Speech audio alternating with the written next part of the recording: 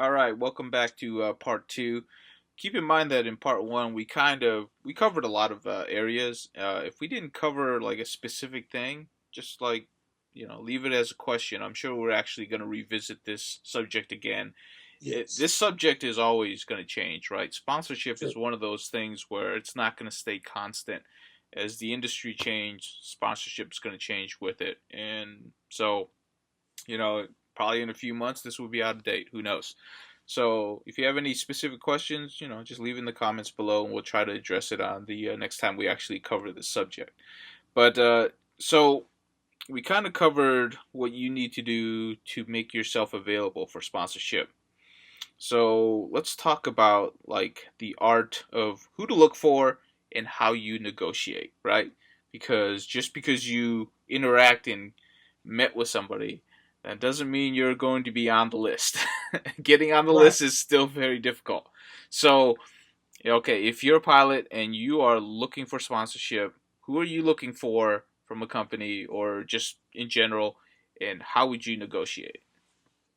You know, I would definitely, you need to realize that it's you. One of my grandparents said, "It's a sad dog that can't wag its own tail." In other words, you must promote yourself, right? And no one knows how much you're worth in this world but you. People can speculate, people can offer, we can give you bids, but nobody really knows how much you believe you're worth or capable of being paid until you set that price, right? You the one you're usually the one that sets the amount of money that you get paid, right? So um, negotiate stuff like, you know, uh, if you're being sponsored by a battery company, don't forget that your goggles use a battery. Don't forget your radio uses a battery. Don't forget your ground station needs a battery. Don't just be looking at the batteries to put on your ship. You got to look at the rest of the batteries because any one of those ones I just named prior to can get you kicked off your team because you're not using them for a battery. You're using another company's battery, right? So like, Right. you see what I'm saying? So like, in Spectrum radios, uh, the newer ones, they come with AA batteries in them, right? Four batteries. Uh, you want to one for longevity use. You want to get rid of those alkalines, right? You Yep. want to put a lipo in there, right? So you don't want to put a Spectrum lipo in there unless your company doesn't have that battery to go in that radio. Exactly. That's Right. that's the only reason why you can have another battery in there. If your company, the company that you're sponsored by that makes batteries, doesn't make a battery to go in your radio, then you can use a different battery. Other than that, you can't because you have to use what is your sponsors, right? So, like in my Spectrum radio, I have a pulse battery because I don't want to be somewhere and have to charge my battery or go to switch out a battery and pull out some other company's battery. And people go, why? Right? That Yeah, doesn't look good. that does Okay. not look So, good. so, you know, though, that's what you want to be able to negotiate those things, the things that you need, like shirts, clothes, jackets, hats, chairs. We do FPV. So most of the guys I know sit down. You know, there's a bunch of you younger guys standing up. That's great, but you know, you should be sitting down and get yourself a chair. If they have a chair, get that. Get them to send you that too, because you're going to need it eventually. And so you want to negotiate on all of those things that you believe you need. So if it's goggles or Dopplers for your goggles, when you get sponsored by, say, a goggle company, you want to make sure that you get those coming too. You want to make sure that you're on point with negotiating all the things you need, because the sponsors are looking, but like we said before, they really don't have a clue on what you need until you start telling them that that's what you need. You know, what what for me, because I fly radio control airplanes, boats, cars, helicopters, all this stuff. Uh, I could be like the worst sponsor pilot for a company, right? Because immediately I could come in and say, okay, I need 3 T-Rex 600 sets of batteries. I need 2 T-Rex 800 sets of batteries. I need some T-Rex 500 batteries. And I need some batteries for my RC car, all of this stuff. And by the end of the day, I didn't just drop the order for about $5,000 worth of batteries, right? And so you have to realize that if you need to make these things aware right off the bat, like, hey, look, I fly this, this, this, and this. And this is what I need to do what you want me to do so I can represent your company. So you need to know what you need. You need to know what you need to be able to produce for this company. There's,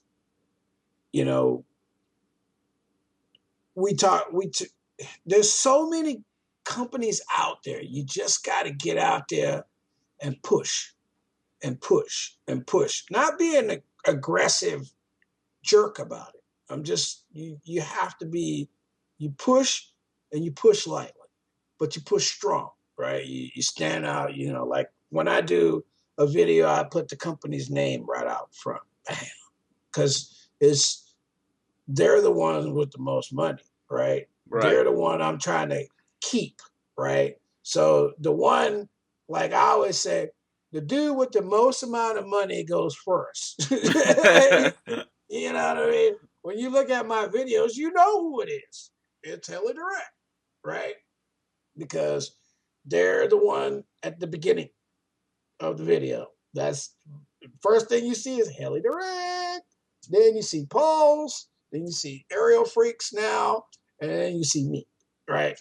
So that's the order I would put things, because that's how things are. Yeah, that's how it works. Big money, little money, next thing, then you, right? And it's like putting the wife and the kids before yourself. You know better than that.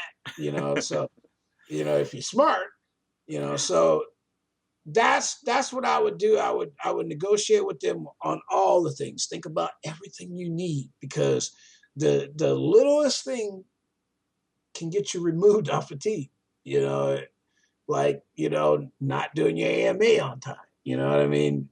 There's stipulations in every contract that I've seen in the last 10 years that has to do with a sponsored pilot, and every contract says that if you are not an AMA pilot, or your AMA pilot license, your insurance lapses, you're removed from the team. There's no ands, ifs, and buts about it. You're done. It's an easy way for them to get you out, just for you not to register on time. So, those are the things that I would say I would do. Negotiate about everything. Pay attention to know what you need, because they don't know. They don't know what you need until you tell them. And then you guys can discuss and negotiate on what you can do and what you can't do. What they have. So like say you approach them and the dialogue opens up, really before you sign anything, you really want to have that negotiation hammered out and done. Oh yeah, yeah, yeah. And I mean, if a company is truly interested in you and it's going to be a worthwhile sponsorship, it's going to occur over multiple days. Don't would you Yeah, agree with yeah, that? Because yeah. like Don't jump for the first hoop, please. yes, because like I think a lot of people and this is a lesson learned from me, right? Is like the first time you do it, you're so excited, you just want bam done, I'm sponsored and it's like don't do that. That's a terrible mistake, It's like Yeah, I did. I think like Heli Direct wasn't my wasn't hard because I've been with them so long. I mean, um, as for others, I had to think about. I sat down. Me and the wife sat down. We talked about it. We talked about it. We talked about it. And we talked about it more. And we talked about it. And then I played it off my mom. I played it off my dad. I mean, um, because my parents remember when I was a kid and I was racing dirt bikes and BMX and all these other things. They were they were there. They remember what was needed for me to be doing those things then. So they have a great past point conversations about remember when we went to so and so and you didn't get this and that and make sure you talk about those things now. So they're those things made a big issue for me today when I'm looking at somebody or somebody's talking to me about a contract or being sponsored by somebody. I'm thinking, okay, now how well do they have their stuff together so that I can move us both along, right? right. And You know, it's so also going back to why you should put yourself out there is if you have a good network and if you're thinking of sponsorship, you should by now have a good network. You should be able to know a few people to be able to bounce what the contract don't give specific details, but you can talk to them saying, is this a good contract? What do you think? right, right, Because if this is going to be kind of your first jump into this type of stuff, you're probably not going to know because you just don't have the experience, right? right. And it's True one of that. those things where, it's good to have people that have already been there. Like, like if you know Yvonne, if you're in the California region, you know Yvonne, some company says, hey, we want you to sign this. You might want to reach out to Yvonne and says, hey, can you, maybe take a Can look you or take a even, look? Yeah, yeah. yeah, And like that's what I did. I mean, I literally, like I said, I bounced stuff off my parents, and my brothers, in some legal stuff. So it's like, hey, bro, can you look at this and let me know, if I'm making the right move or what do you think? And get gives get some counseling, right? That's really what we're saying. Get somebody to give you an aspect that you're not looking at. You know what I mean? Because you need to be thinking about this is your career, your future. So you need to be aware of what's going on and how long it's going to go on and what's required of you to fulfill your contract. Because it's if you don't, you won't be on a team long. We can all get kicked off a team.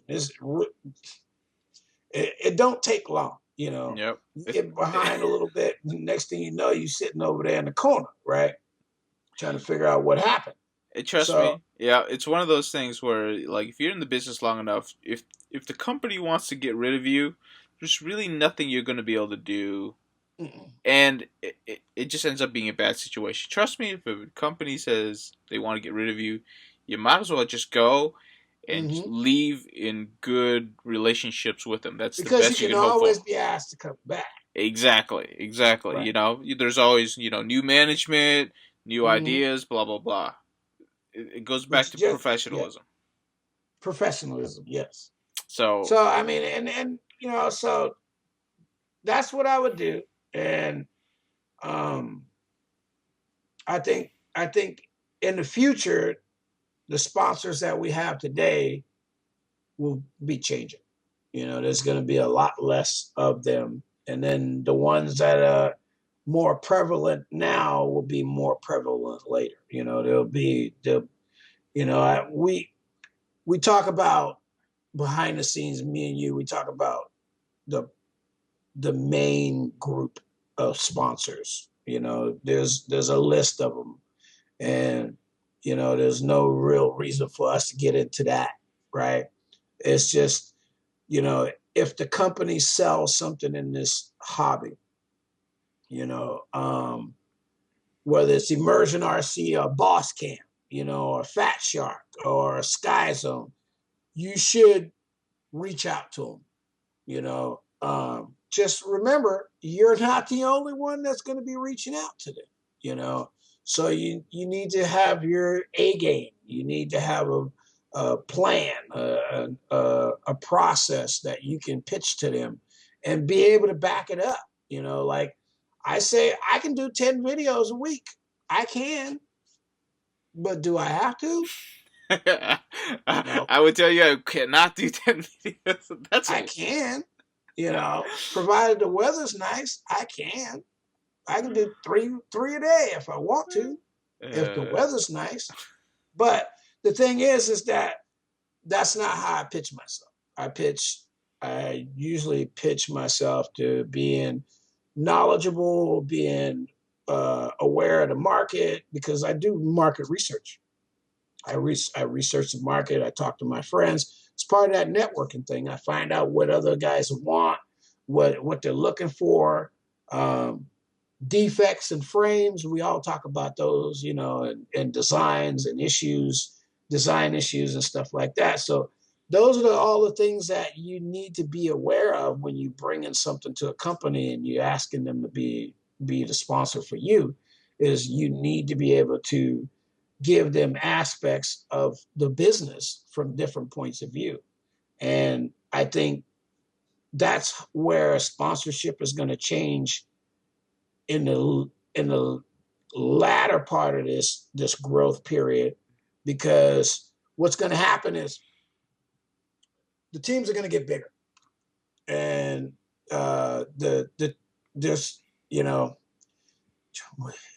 I wanted to say something, but I can't speak about it right now because it's behind the door. There's things going on. Here we go. Now we're gonna get like generalistic again because we have to. Yeah, because I can't. Okay, there's things going on behind closed doors that say that there will be more types of racing and combat and stuff going on than is going on now. So, like, we have NASCAR, and then we have Formula One, and then we have drifting, and then we have Tokyo, and all these other different aspects of types of driving, right? Sprint car, we have dirt track, all these. So all of those things in the end are going to all come to play in the factor that we have now. It's going to separate everything. You know what I mean? So there's going to be endurance racing, like the Super Thunderdome 500. Yeah. And then there's going to be the race like XDC, right? There's going to be those races. And then there's going to be long terrain races, right? There's going to be races where they're racing over a 2-mile course, and there's a point where nobody can see the ship even with binoculars, from the distance, right?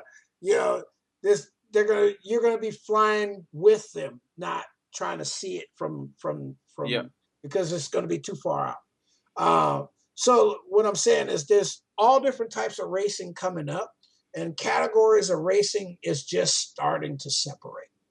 And say 2 years from now, I believe there's going to be so many different types of stuff going on. We talk about combat. We talk about,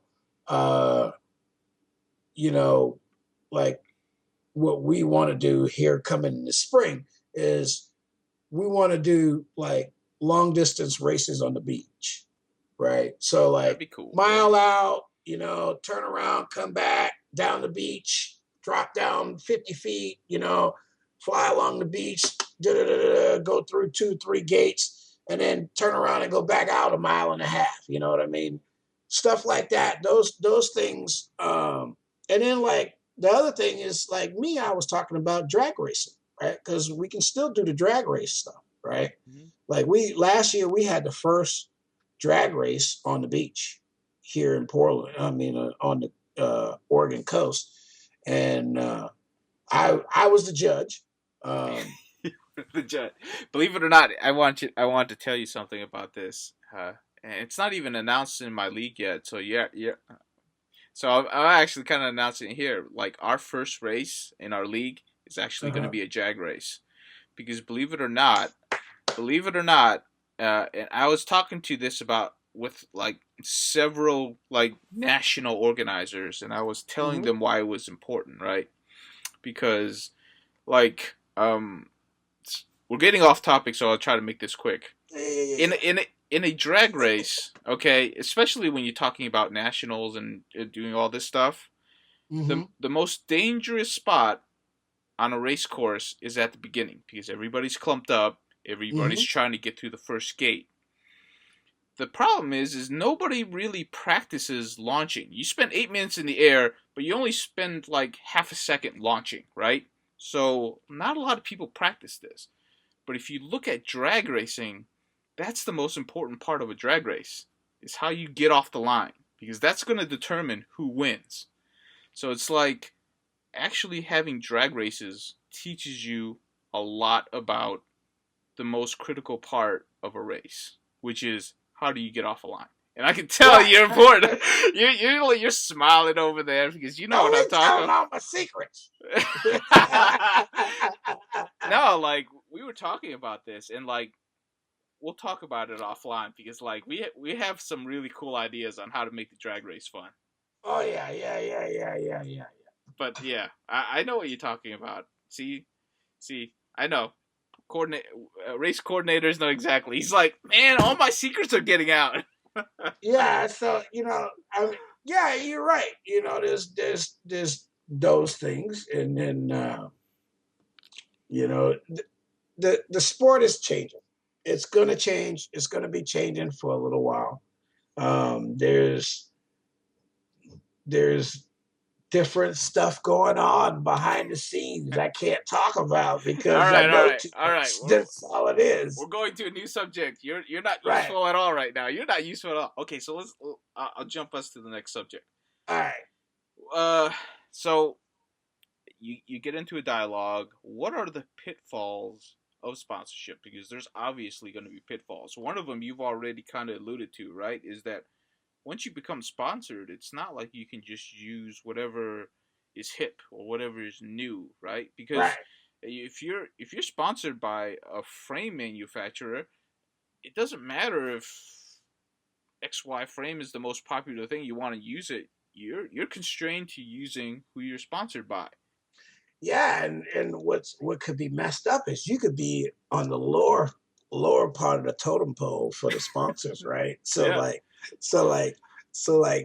the hot rod pilot gets the Vortex Pro, right? There's like 3 of them come in, and he gets one, the owner gets one, and somebody else gets one, and you don't get nothing. Exactly. But then here comes this little Jimmy Cricket kid, right? Here, go do this. Good. Yeah, it looks good. Here you go. Go test fly that. And you get out there, and it's like, instead of, you're not test flying it, you're tuning it and you're test flying it, and you're resetting it up, and somebody didn't put Loctite in bolts, so shit's falling off of it while you fly it, and you're like, those happen. So that's why you gotta speak up, right? You gotta promote yourself, as we were talking about before. So this sport is going to change, and the aspects that we have stuff to do with are going to be a multitude.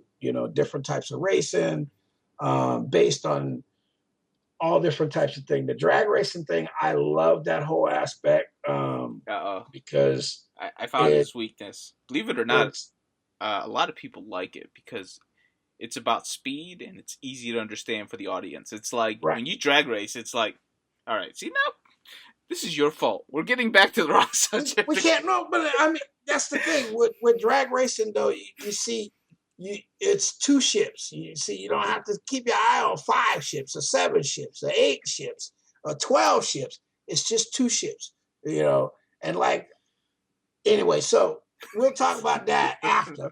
After. And What other pitfalls are there? Okay, so the you got to know. pitfalls are is that you're bound to flying whatever you're sponsored, right? And if they don't get along with everybody else, then you could end up sitting in the corner trying to race stuff that nobody else is racing because there's no other sponsors, right? Mm-hmm. And there's like there's you know there's a guy out right now who makes stuff, and he used to work for a company that they had a bad falling out, right? And he doesn't like anybody using his stuff to go on one of their frames, right? So if you were sponsored by him, then you can't fly like a multitude or nothing, right? Yeah, so it's like, maybe this is not the team I need to be on, right? Right. Because I have to buy other stuff that I can't afford. Like, there's a couple of frames, like, I don't know. There's that company RC Drones, the one out of Australia, I think, or New Zealand. Okay. They make carbon fiber frames and stuff like that. Great company, great products, but nothing they sell goes through Heli Direct. Can't fly it, right? And I had a guy come over and try to give me one, and I'm like, I can't, sorry, you know? He's like, I'm gonna give it to you. And I'm like, I really would like to have it, but I'm in the process of buckling down to my sponsors, and if I get that from you, I'm going to want to fly it. If somebody sees me flying it, I'm going to get in trouble. I'm going to have to explain myself. I don't want to have to explain myself about nothing. So keep it, you know. And it's tough, you know. Yeah, if things change in the future, I'll let you know. But I can't do nothing right now because I'm trying to stay on the straight and narrow, right? And you have to too, because right. Like I said, you and I both know, just coming from just like aspects of business, it's real. All you have to do is get on one person's bad side, and if he's a decision maker, you're out. That's it. Right. You're gone. You're gone. Actually, it kind of brings up another point: is before you write on that dotted line, know how to get out of a contract. That's like number one in all business. You know, it's like when you go buy your cell phone, you have that 2-year contract. Mm-hmm. You know, you might not want to be stuck for 2 years on that contract. Right. Yeah, you know? So you got to be careful. It's like sponsorship is not the reason why there isn't more videos on this type of subject is there's no straight and narrow to this because anything can be written into a contract. So that means you have to read it and you have to know all about it. And then if you don't like it, you have to figure out a way to get out of it. Or if the company doesn't like it, they'll find a way to get out of it. Yeah. You know, and that's what I laugh about is like it says that they can cancel a contract at any time. Right. Yep, it's true. And so you can do the same thing. You know, so like and I saw one guy's contract, it said without them notifying him, he could be removed off the team. And in other words, they don't have to tell you that something went wrong. They can just, you buy it. And you know, and I was like, wow, dude. I'm like, I'm glad my contract is said that, you know. So, of all the contracts that you negotiated, have you altered your contract before you signed it? You know, I've altered 2 contracts. you've altered 2 contracts. Yeah. So, like, were the companies receptive to changes to the contract, or did you really have to work for it?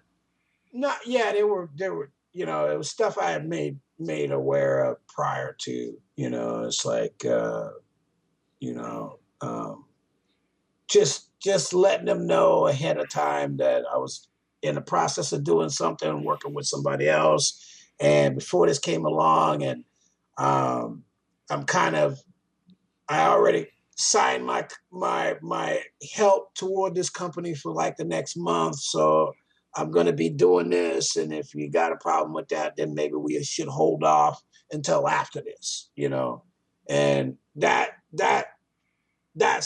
how that worked out. So it's like, oh, not a problem. We see where you're going with it. We understand your thought process, and really, you really think you should go in that direction? I'm like, yeah. Well, maybe you should draw some stuff up, and maybe we'll see about that. And I'm like, oh yeah, now we're talking. And that's how you got to do it. I mean, it's like you never know where an opportunity is going to come from, and you must be ready at all times. It's tough though to be ready at all times. I mean, it's one of those things where, like, uh, do you stress over contracts? Like, it's like one of those things where, like, technically you could be out of the job tomorrow, and Right. like, it's like, do you stress over that? Because that's, in my Oh opinion, yeah, that's pretty don't get me stressful. wrong. I mean, don't. People say, "Oh man, how come you don't come out and fly all the time?" Dude, I'm sitting here worried about being cut. I mean? I gotta be on my A game. I just can't come outside and play and get all dirty and stuff with my uniform. You know, that's like saying, I got a Dallas Cowboy uniform over here. They say I can use, and I only got one. I can't go everywhere in a dirty pair of uniform. I got to keep it clean. I just can't go outside and play in the mud just because I got one. I got I got to keep it clean for the actual game day.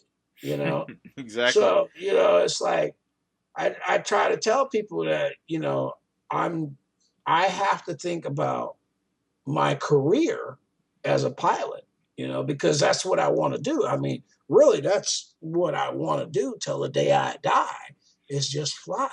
There's me and about 4 of my buddies. We all have the same thought process, and we've had that same thought process for the last 10 years of our lives. That's all we say. We look at each other. When we were at Expo, we sat at the table, we looked at each other, and we all said, "We just want to fly till I die." That's it. Which means we're going to do whatever it takes to get to do that, right? And we are the driver. We drive each other. We push each other. We tag each other, like, and that's part of that networking thing, and staying with that. So I see in the future, as the sport grows, there's going to be a lot more opportunities. But, you know, um, there is different types of sponsorship, not just the category or the type of sponsorship that you're being, whether it's 30% or 50% or 75%. There's a team sponsorship, there's individual sponsorship, and those are different aspects. Like for Heli Freak, for Heli Freak, for I don't even know why I said that, but Heli Direct. yeah, but for Heli Direct and Aerial Freaks, their sponsorship, Heli Direct is team sponsorship. Aerial Freaks is individual sponsorship, right? So those are 2 different types of sponsorships, right? And Aerial Freaks is just me, and then Heli Direct is a bunch of us, right? And the team sponsorship puts me on a team where I have teammates. So like I try to get along with all my teammates, right? Try to reach out to them, say hi, what's going on, you know, try to be a part of what's going on in their area because that's part of my networking, right? And these guys that I'm supposed to be on a team with, eventually we're supposed to go somewhere together and race as a team, right? So they don't just need to know me as the other guy on the team. They need to know what type of flying I like to do, what type of stuff that makes me comfortable, what makes me, bind up a little bit. We should be able to play off each other's skill sets, right? And that's how I look at all this stuff. I'm a team player. Uh, um, I've played a lot of sports where I was the only, table tennis is one of my things, right? Table tennis is one of my favorite sports, and it's a me team, right? I'm the team, right? Game, and I love excelling at that, but that's not when I feel I'm at my best. I'm at my best when it's a 2-man team or when it's a 4-man team. You know what I mean? Right. I'm at my best when I'm contributing to the team than when I am the team. So with that aspect, I'm an individual guy that can play on a team and do well on a team. So Aerial Freaks is my individual sponsor.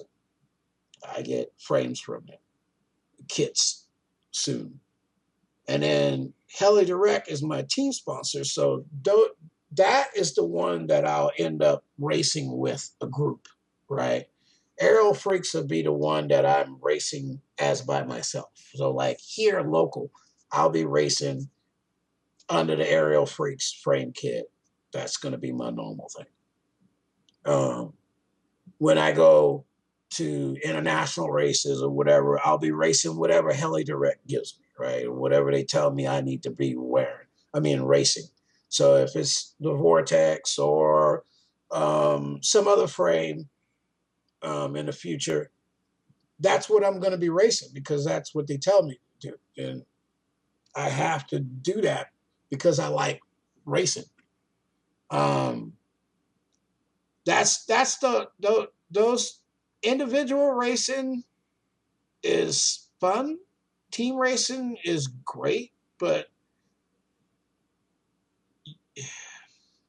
here's the thing I have about team racing. If you don't get along with your team, the team sucks. Yeah. It's time to move on at that point, really. Yeah, if you don't get along with your team, the team sucks because then everybody's not performing at their best, right? There's animosity, whatever, negativity, and you need to be prepared to race as a team, but you need to know when it's time to leave, Definitely. And there's, you also can't just leave because you and somebody don't get along. You know what I mean? I worked with a guy for 5 years, and on the other side of the table from me, so like I'm on his left, he's in the middle. Well, he's on my right, and on his right, there's another guy. Now, this guy and him, he could not stand the other guy, right? I mean, but you would never know it because he was cordial. He was respectful. He said that it's his job. So while he's here, he will act like it's his job. Yep. Be professional. Right. And it's not his buddy or some neighbor that he doesn't like. Right. So that was the thing that that happened to me when I was younger and I was working with this guy, and it stuck out for me because He worked there for 5 years, sitting next to somebody he could not stand. Literally, I mean, if they would have got met somewhere opposite sides of the street, never knew each other, it would have been a big confrontation, right? Because that's how strong the attitudes they had against each other, but they never showed it at work. It's like, hey, look, Jim and Tom, they're going to lunch. And they would go to lunch, come back, go back to work. And the day that they both left their jobs, they had some nice things to say to each other, some not so nice things to say to each other. But they left professionally. You know what I mean? So that's the thing I'm talking about. So you got to watch out. There's going to be some people on your team that you may not get along with, but you can still work with. But you also got to know when it's time to go, because there's some people that's not going nowhere. Like, I'm not going nowhere. Like me, if you're on the team that I'm on, I'm not going nowhere. Believe me, look, this is like, I'm not going nowhere. I'm going to be right here till the end of the year. This is my spot. This is my spot. I worked hard to get here. I'm not going nowhere. And I done already told everybody I'm not going nowhere. I'm set till September 16th of this year. I'm good. I'm good. After that, we can find something else to write the book on, but I'm good. So, I mean, like I said, there's different types of sponsorship, team and individual. And individual is just individual racing. And team, you got to work with somebody. You got to plan these things out. And that comes down to setting up a team, running the team, who's the manager of the team, and how the team is supposed to be set up, because there's different ways, strategies for teams. That's the other thing. If the person that's leading your team has no clue on how to lead a team, you don't have a team. You have a bunch of guys that's on a team that's trying to be a team that's never going to be one, because you're not focused. There's no true team focus. So, what would you say? So, what would you say to a person who wants that spot? What do you need to be a good team leader? I'm talking about just basics, just in general. It's like, what do you need to be considered a good team leader in your opinion? Open, focus, some kind of strategy, Like, good strategy, preparations, being understanding of what it takes to get prepped for a race, what it takes, how much time your pilots need to get set up for a race too. You need to be able to understand why he's got to go to work tomorrow, and so he'll be working all week, and then Saturday there's a race. So, if he worked all week this week and he pulled 2-3 overtime shifts or whatever, is he going to be fresh that morning? Maybe I need to move him to racing later in the afternoon. You know what I mean? So stuff like that. Those are the things that you're going to need to be on top of when you're managing a team or being a team captain or whatever. You need to understand that all the aspects. Well, like my wife, me and my wife, we're managers. I used to manage a big company, and what we talk about is when you're a manager, you're just a big babysitter. You're a big babysitter. You got to get people to work together and keep them focused, right?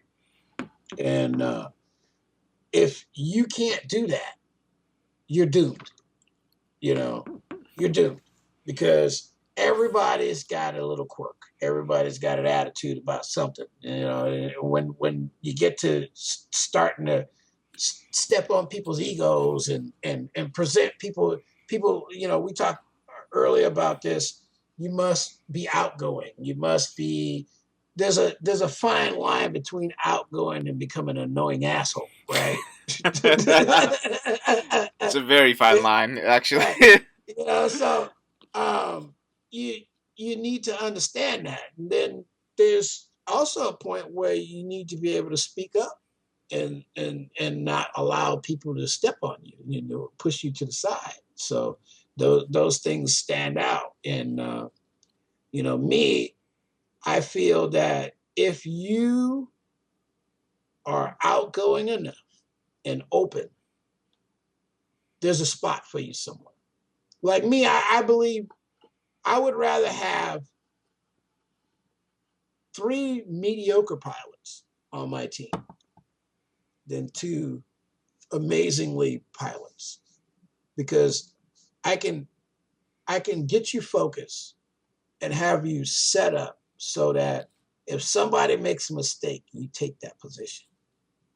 You see, then trying to get a guy to understand that it's a team, right? It's a team. You know, I said this a couple about 2 months ago. Some people are not team focused. They're more individuals, right? They're individuals on a team. I don't want individuals on my team. I want a team. I want a bunch of guys that say, look, as the team, we're going to win. It's not about whether we win first, second, and third. It's about we win, right? It's not how we stand on the podium. It's about we stand on the podium. You know what I mean? So, and I've always been that guy. So, like, if I'm on your team and there's that last corner turn, you know, where you got the lead and I know you're out front, and the dude that can pass me and pass you is coming up behind me, I'll do a double shag on him, you know, zig, zig, zig, zig, just to slow him down just a little bit more longer, you know, even though I know I'm not going to win. The point is that I'm making the opportunity for us to win bigger, right? That's true. Yeah. No, there's good points. It's one of those things where it's really, it's kind of hard to actually know if you're going to be on a good team, because if you're coming on as a new pilot, you probably haven't hung around with the people enough to know whether or not you're gonna get along, or if there's gonna be a pain point. So Mm-hmm. when you look at it, it's kind of like going to a new job, right? You know, when you go find a new job, the reason why you go to that new job is because you want the job. At least that's what I hope, anyways, right? Mm-hmm. The environment you don't have full control of. So sometimes you have to adjust to your environment, or sometimes you have to leave the environment. So it's don't it's one of those things. Once you accept something, don't expect it to work out all happy and you're in merry land. It very Yeah, often does not. no, it very often doesn't. You know, a lot of guys um, have no real clue. I mean, they just they make accusations. Oh, when I get on the team, I'm gonna do this and I'm gonna do that. You know, you're not gonna be doing nothing, because it's it's somebody else is gonna be telling you what to do. You know what I mean? Mm-hmm. And what you do after that is up to you. You know what I mean? I I've been on a team where I've been told that I got to fall back and let somebody else come up front. You know, and it's heartbreaking when you're thinking of only you. You know what I mean? But when you're thinking of team, then it's when you start to see somebody's focus. Like, I was on a team where I was playing football, and This dude played professional, okay, and I was the prima donna, right? I was the fastest dude on the football team. I could outrun anybody, right? It was like I used to embarrass dudes on the football team. I'd get the ball and run around you if I could before I'd run in the end zone, right? Just zigzag, zag, juke, snappy ankles if I could, right? So that that was I knew who I was.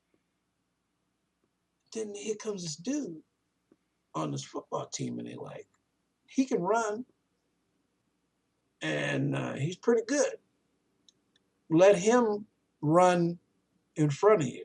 I'm like, nah, man, this guy's no. I'm the track star. I'm the number one running back. La la la la la la la. Right? And they're like, look, you gonna do what I tell you to do, or you can find something else to do. Right? So like, I'm like, fine then, I'll go run track. That's all I'm gonna do. Just run track. Screw football. Right? This dude runs 200-yard runs back the next game. I'm like standing. I'm like, the coach said, yeah, see, I told you we don't need you. You see? So my arrogance is what got me put in the back. But I wasn't thinking team. I was thinking me. Right? And that was my learning lesson of what a team is, right? You know, it's like just because I was the fastest, just because I could outrun it, doesn't mean that I am the best person for the job, right? And this kid, Adrian Morrell, look it up, played for Lelehua High School, and he became a professional football player, you know, and he didn't blow out both his knees. Which kind of helps, you know? Yeah, which kind of helped, you know, cancel me out. But the thing is that you learn somehow you're going to learn that when you're racing on a team or you with a team, that's what it is, you know, and somebody else is calling the shots. And the dude with the most money is the one that's going to tell you what to do. And sometimes you're not going to agree with it. You're just going to do it because that's what you have to do to stay on the team, right? And to function as a team. So you really got to be careful what kind of sponsorship you're looking for. If you're the type of person that doesn't want to be in that space, then you got to be looking for a specific type of sponsorship. Yeah, and I know there's some guys out, like I spoke to a couple of guys recently that said, I want to be sponsored, but I don't want to do this, and I don't want to do that, and I don't want to do that. And then you go, well, what are you going to do? Because if you don't do these three things, we don't really need you for that one. You know what I mean? So, you know, you just have to realize that you're going to sacrifice your time if you want to stay on the team. You're going to sacrifice your ego too if you want to be on a team. And like I said before, you can be a great pilot. You can be the best pilot in the world, but if you don't have a great attitude and can't get along with everybody, you won't be on nobody's team long. Yep. Period. You know? It's one of those things though where like you can see it already, right? Where the sport in general wants to push the team concept, right? Oh, yeah. So you got so you as the new up and comer, you got to see that, okay? That's where the money's going to be. So if you can't work with other people, you're not going to have many options. No. And it's one of those things where, so here's the funny thing, right? As a sports person, there's a fine line of, you know, being outgoing or being an asshole, being confident or being arrogant, right? Mm-hmm. You have to straddle that line, and it's difficult because like people dip over to one side or the other.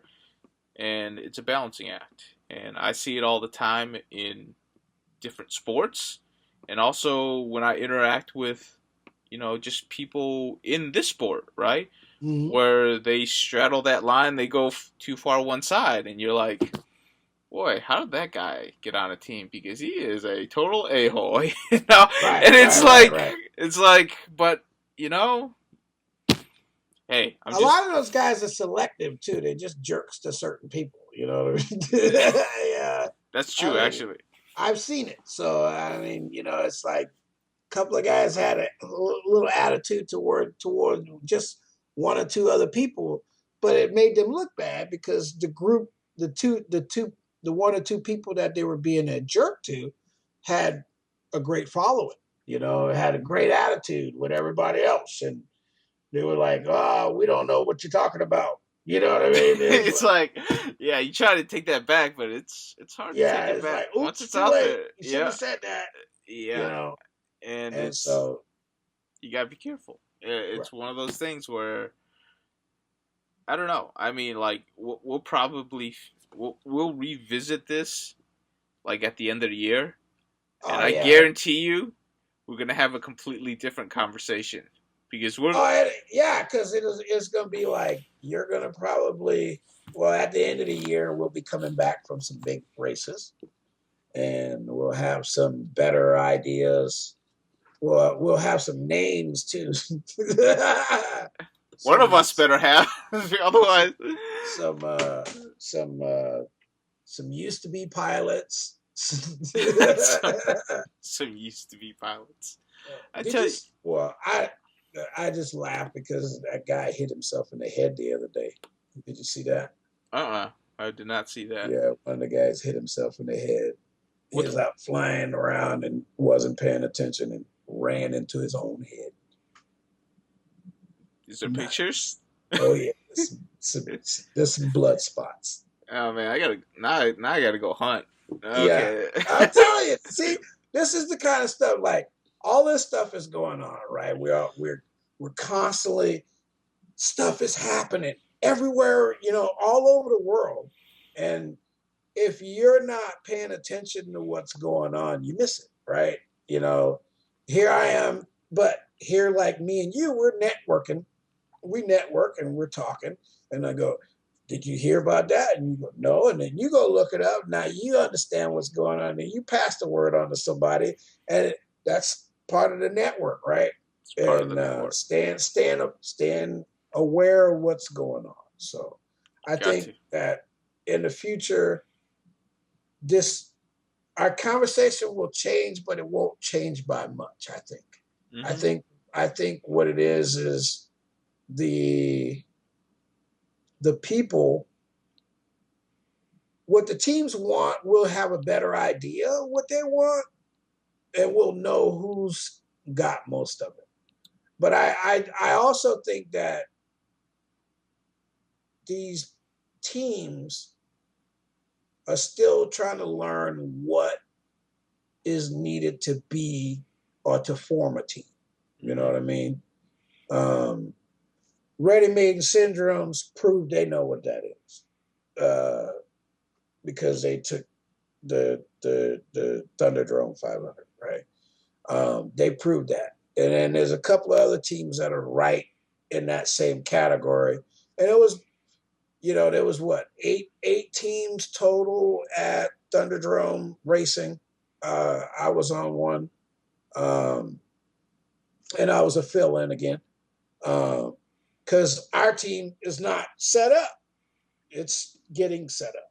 You Mm-hmm. know, Team Heli Direct, Team Pulse is out there, but not functioning as a complete team because there's too many individuals spread out. You know what I mean? So like we have a bunch of guys in Florida, a bunch of guys in the West Coast, Central U.S., Taiwan, China, a couple of other places, Australia. We got a couple of guys in there. So with all of that, it's like, oh, so many guys. But really, there'll be 3 or 4 here, 3 or 4 here, 3 or 4 here, and that's really the ones. And then maybe 1, 2, 3 out of those 3 or 4 here and there that'll end up with us at Drone Worlds. You know, so me, I'm fighting for my position, just like everybody else. You know, we're all going to be fighting for position. I don't know if I'll be flying under the Oregon flag or the Hawaiian flag. I don't know, you know, but hey, so just kind of just to wrap up this conversation is what are there, because like this is a subject that I'm kind of naive on. Is there like hotbeds of like areas where sponsorship is just hot, or is it can it just be anywhere? Because like it's pretty much everywhere, dude. It's like there's really, you know, because we live in this world today and everything is social media and the internet, right? Sponsorship, there is no real sponsorship hotbed. There's places that have an overwhelming amount of constituents or participants, and that's what's driving it. So the places with the most amount of pilots, like Vegas, LA, or California, Florida, definitely. Florida, yeah. New York, Detroit, and Atlanta. Yeah, I would say those are the focal points right there. Yeah, and it's mostly from what I see, it's pretty much where all the big distributors are. Is where the focal points are. You know, it's it's one of those things where it's like, okay, I can see that. You know, and but at the same time, though, you know, it's like you said, you can still get sponsored almost anywhere, and like certain large companies like that want to have a broad network because there's not a dense group of a lot of good pilots doesn't mean they don't want representation in that area. Because let's face it, the vast majority of product going out the door isn't going to people that are going to want they're the weekend road warriors. They just want to have fun. Right. They want representation from those. They want you to represent those guys because those guys are what's going to grow the sport. It's the common guy buying the stuff and enjoying themselves. It's not the guy that wants to make this into his livelihood, right? Because that's a very small group of people that we're talking about. And at the end of the day, it's also going to be a very long road. This is like the only reason why we're making this video is that this is actually a good opportunity to come in because there's a lot of growth right now. But like just like with other RC sports, it's gonna get saturated, and once it does, if you want to come in, you better be really good. Right. Because that's so true. The door's gonna close. Like probably what? What do you think? A year into 2, the door will be closed. Good luck. I will say this: within the next year, the names that will be synonymous with FPV racing, those names will be long written. It will be by long written by the end of next year. By the end of next year, those names will be, and we already know a couple of them already. It's true. Yep. Mr. Smiley Face. You know, Mr. Smiley Face.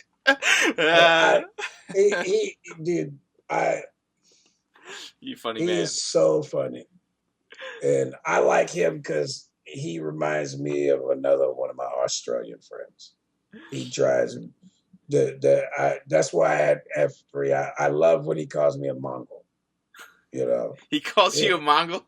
Yeah, but like I told him, just call me a mongrel. He's like, yo, mongrel. I'm like, I miss him, you know. But so I mean, that's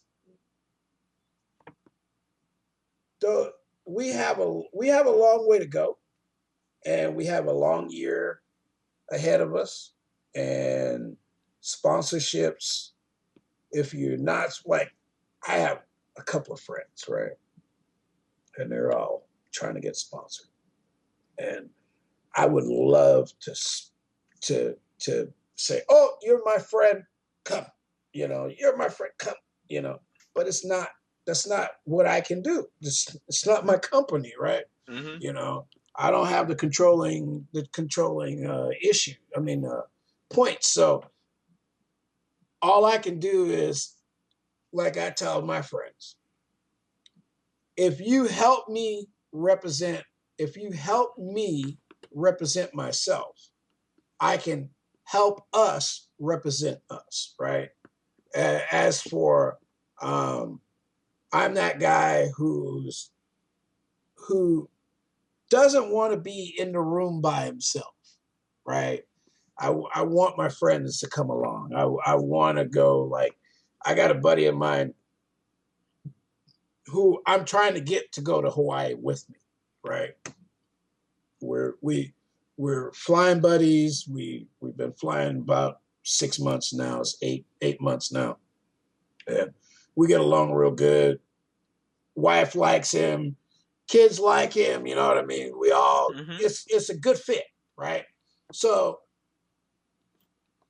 I know I could take him with me as my partner going to Hawaii, and we hang out, and we'll get along and not have any issues, and all my friends will accept him, because he fits. You know what I'm saying? So I would love to get him sponsored, but I can't, because I'm not the controlling input, Yep. right? And he knows that, and he's like, can you do something? I'm like, dude, I can't do nothing, but if you help me promote me, you're actually helping promote us, right? Because I'm not the friend that leaves a friend at home. You know what I mean? Uh-huh. I'm not that guy. I will come and get you if I can and take you with me, because I don't want to be in the room by myself. I don't think anybody does really at the I end of don't the want to day. be looking to see who's guarding my back either. You know what I mean?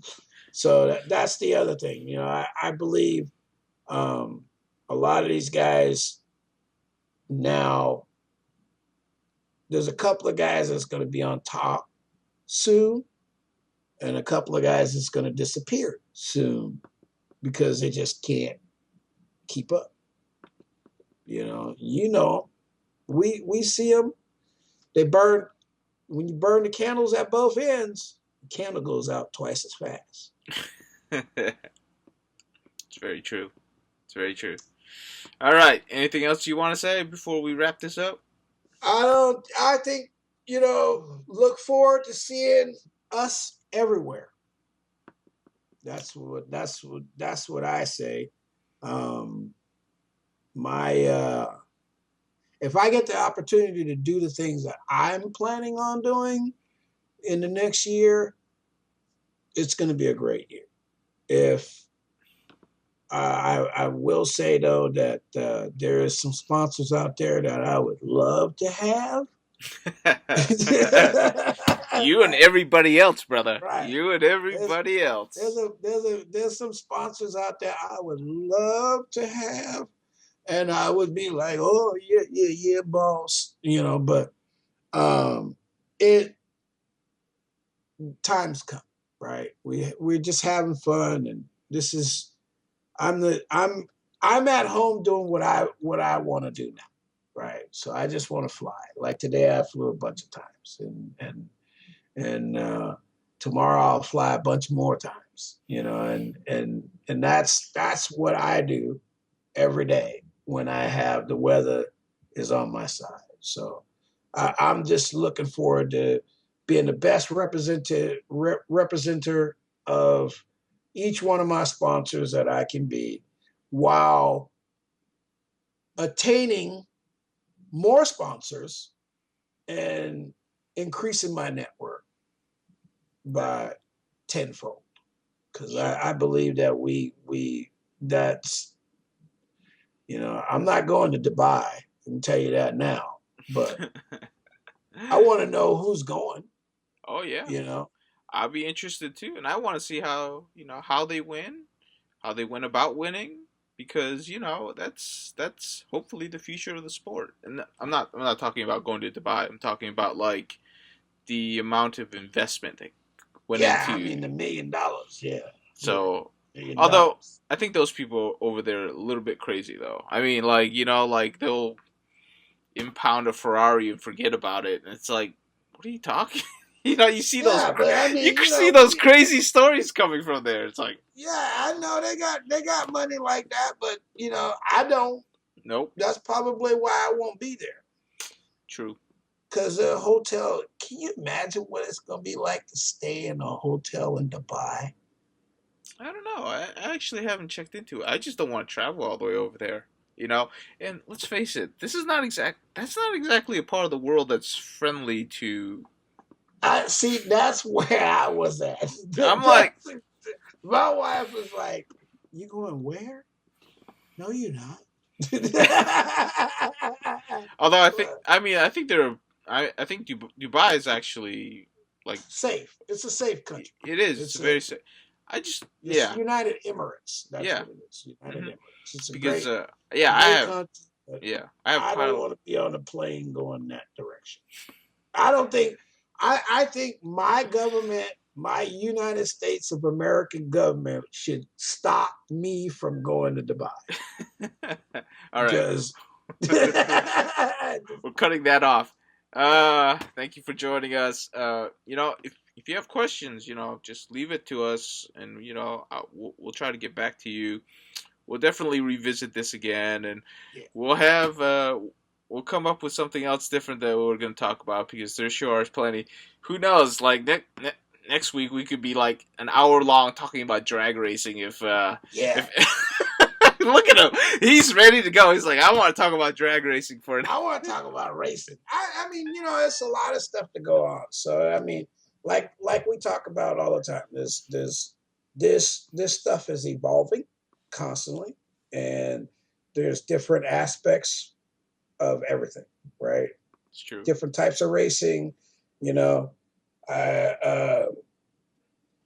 I heard a guy talking about putting paintballs on quads just not too long ago. I mean? And we're talking about a 700 size, but Hey, paintballs on a quad would be pretty cool. Even though it's illegal, it still would be cool all right. in a competition. In a competition indoors. We'll talk about that. We'll talk about it. All right, we're I'm sure signing we can off, take and then that. we'll talk about this offline.